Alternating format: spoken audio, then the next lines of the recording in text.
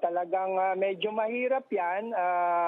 Sa ngayon, sabi nga ng DA, hinahanapan nila ng batas kung paano magawa ng paraan yan dahil wala tayong regulatory function pa dyan. But on our end, sa National Food Authority, ginagawa natin ay ito yung mga hakbang na ginagawa natin. Una, nagbumili tayo ng mga trucks na pwedeng pumunta sa mga lugar kung saan mababang masyado ang presyo ng palay para tayo na mismo ang bibili sa ating mga magsasaka, no? At yan, sa taon na to, makakabili pa tayo ng additional pang 90 trucks na at the same time next year, 150 trucks ang bibili natin. Kukumpletuhin natin yan, mga 600 trucks nationwide hanggang 2028. So yun yung mga pamamaraan na ginagawa natin. Plus, of course, yung pricing natin napakaganda para at least ma-entice yung ating mga magsasaka na sa atin magbenta ng kanilang mga palay. Yung dahilan po ng mga magsasaka kaya ibinebenta ho ito sa mga trader ng mura ay para daw hindi na matenga, lalo't limitado nga yung espasyo ng mga bodega ng NFA. Ano po ang aksyon nyo dito? Limitado nga po ba ang maaari nyong bilhin? Tama po yun, no? Ang ating mga bodega ngayon, lalo na sa mga high-producing regions, puno na po. So ano po ang ginagawa natin dyan? Ngayon, pinapapaspasan po natin yung mga withdrawals ng mga milling contractors natin, meaning pinapagiling na po natin agad-agad dito to free up some space. Ganun ang ginawa natin.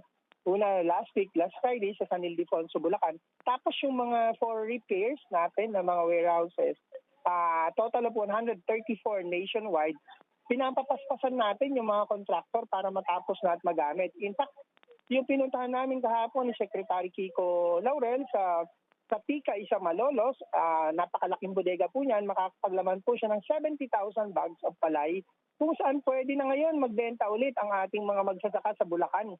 Diyan po sa Tika, isa Malolos, at sa mataas na halaga, sa kasalukuyan po, 24 pesos ang ating clean and dry palay at 18-19 pesos po ang itinatawag nating fresh palay. So yun lang po ba ang problema ng NFA, yung dagdag po na warehouses or yung sapat na espasyo para mabili po ang lahat ng palay ng ating magsasaka? Ganito po, no? Yung sa espasyo, tama po. Yun po ang problema namin. Puno po ang ating mga bodega ng palay at bigas. Ngayon, hindi po, sa isang banda, hindi naman po natin kaya talagang bilhin ang lahat ng palay ng ating magsasaka dahil ang ating pong mandato by law ay 9 days last year, ngayon 15 days of buffer stock lang. Kung susumahin po natin yan, yung volume na yan, it is only 4 hanggang 5% of the total production. Yun lamang po ang kayang bilhin ni NFA at yun din lamang po ang pondo na inilaan ng gobyerno para sa atin dahil buffer stocking agency lang po tayo, hindi po tayo trader, no? Hindi po tayo nagbebenta basta-basta, kundi sa calamities lang at saka sa emergencies at bago ho masira ang stocks, kailangan lang ibenta. Pero yun lamang po ang kaya nating bilhin. Pagdating po, I'm not sure if you'd be able to answer this kasi mukhang sa DA na po ito. Kasi yung kadiwa ng Pangulo ay very limited. Pero kung dadamihan yung kadiwa ng Pangulo at lahat doon ay magbebenta ng bigas, mas marami po sigurong maa-accommodate na mga bigas or mabibiling palay mula sa magsasaka? Tama po yan. Ano? Isa po sa mga strategy na rin naman ng Department of Agriculture. Kasama po tayo sa grupo na laging nag-meeting tungkol dyan ay yung palawigin yung kadiwa para mas maraming outlets na pwedeng magbenta ng NFA rice. Yan na po yung inilunsad na yung phase 1, then phase 2 by July, phase 3 by September, at pinaparami na po yung mga kadiwa nationwide. Parami po ito ng parami na isa po, tama kayo, na isang strategy para mapaluwag ang ating mga bodega. NFA lang po ba ang pwedeng ibenta na bigas sa kadiwa ng Pangulo? Or pwede pong sabihan din or kausapin po ng DA ang mga LGUs na sila na ang bumili sa ganitong halaga sa mga magsasaka at sila na rin ang magbenta? Pwede rin naman po yun, pero I think maraming kailangan gawin ng LGU para mapatupad yun, no? Medyo wala silang expertise and system for that. Probably a few siguro, pero it will be totally new for them na baka mamaya maraming masyadong gagawin para maisakatuparan yan. Pero having said that, malaki pa rin ang role ni local government unit naman para magbenta nitong 20 pesos na bigas at makatulong na ma-decongest ang ating mga bodega. Yun po ay ginagawa na ng Department of Agriculture, nakipag-ugnayan na sa mga local government units para mag-participate po sila.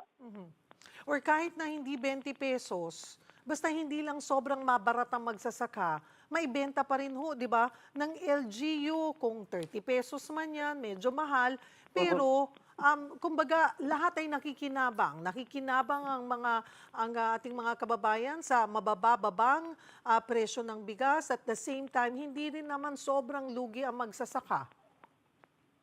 Opo, I think it's a prerogative na pwedeng gawin ng LGUs, no, kung meron silang sapat na pondo para dyan. So, ano naman po ang LGU dyan? They have the leeway para gawin po yan. Nasa kanila na po. Opo. Sabi nyo nga po kanina, hinahanapan pa ng batas kung paano mapapanagot ang mga traders dito. Wala ho ba talagang pwedeng magawa para po naman itaas-taas ng presyo ng mga traders? At baka ho may balita lang kayo kung nakaharap na ho ni Secretary yung mga traders, at paano ba magiging, syempre, negosyante pa rin yan, mga traders, diba? Kung paano mababalanse lahat at magiging masaya ang lahat. Opo, yun nga ang pinakamailap dyan, no? Kasi tayo'y free market.